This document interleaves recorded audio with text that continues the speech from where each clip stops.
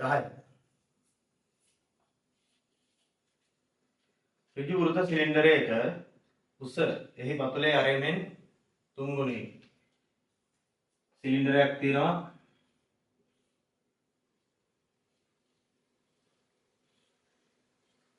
මේකේ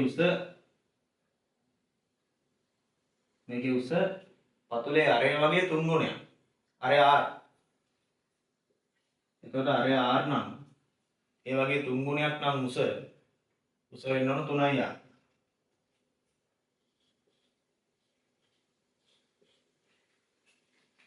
අරය වගේ 3 ගුණයක්. හරිනේ.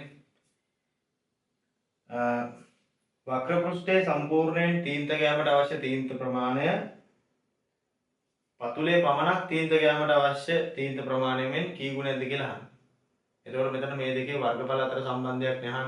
තීන්ත ගෑමට කියන්නේ වර්ගඵලය. එතකොට වක්‍ර පෘෂ්ඨයේ වර්ගඵලය පතුලේ වර්ගඵලය මෙන් කී ගුණයක්ද කියලා තමයි හොයන්න තියෙන්නේ. ඒකට අපි බැලුවොත් වක්‍ර පෘෂ්ඨයේ වර්ගඵලය හොයන සූත්‍රයක් මේකේ දීලා තියෙනවා. 2πrh කියලා දුන්නත් නැතත් හොයන්න පුළුවන් වෙනවා. එතකොට 2πrh කින් අපිට හොයාගන්න පුළුවන් වක්‍ර පෘෂ්ඨයේ වර්ගඵලය. 2යි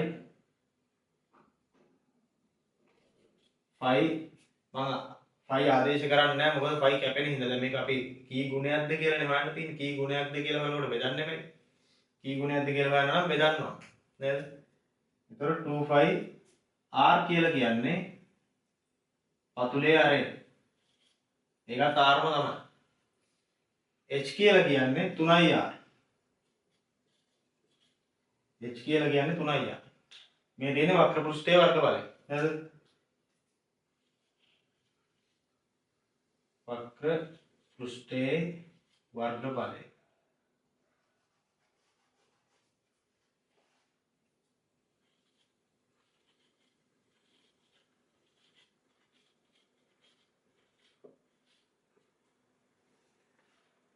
ඊළඟ අනිත් එක පතුලේ වර්ගඵලයක් තෝරන්නේ. ඒ දෙක හොයාගෙන බෙදන්නයි තියෙන්නේ. ඒතකොට කී ගුණයක්ද කියලා එනවා.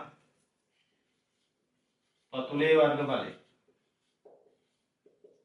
පතුලේ වර්ගඵලය කියන්නේ පතුලේ තියෙන වෘත්තයක්නේ. පතුලේ තියෙන වෘත්තයක් නම් වෘත්තයක වර්ගඵලය වෙන්නේ πr වර්ගයෙන්. πr වර්ග. එතකොට එනවා. මේකෙත් π ආදේශ කරන්නේ නැහැ. හේතුව කැපෙන හින්දා. දැන් π කියන්නේ 7/22 බොරුවට දාගෙන වැඩක් නැහැ. කැපෙනවා. එතකොට r වර්ගය. මේකේ r කියන්නේ rම තමයි. r වර්ගය දෙකම එකයි. හරි? r අරයම තමයි. මේ තියෙන්නේ වක්‍ර පෘෂ්ඨයේ වර්ගඵලය, මේ තියෙන්නේ පතුලේ වර්ගඵලය.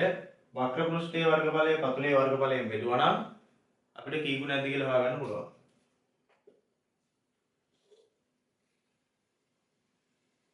මේක 2πr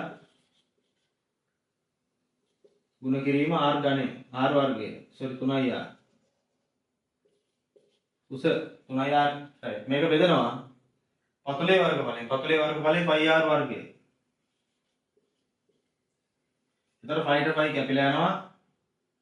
r වර්ගයට r දෙකක් කැපිලා යනවා නේද? r ගුණ කිරීම r වර්ගයනේ. උඩ r දෙකක් කැපුවා යටත් r දෙකක් තමයි r වර්ගය කියන්නේ. එතකොට ඉතුරු වෙනවා දෙවරක් 3. දෙවරක් 3 කියන්නේ 6යි. එහෙනම් පතුලේ වර්ගඵලය වගේ 6 ගුණයක් තමයි වක්‍ර පෘෂ්ඨයේ වර්ගඵලයේ තියෙන්නේ. එතකොට ඒක හොයාගත්තේ වක්‍ර පෘෂ්ඨයේ වර්ගඵලය පතුලේ වර්ගඵලයෙන් බෙදුවා. පතුලේ වර්ගඵලයෙන් කී ගුණයක්ද කියලා අහනින්ද පතුලේ වර්ගඵලයෙන් බෙදුවා. එතන එනවා 6 ගුණයක් කියලා. 6 ගුණයක්.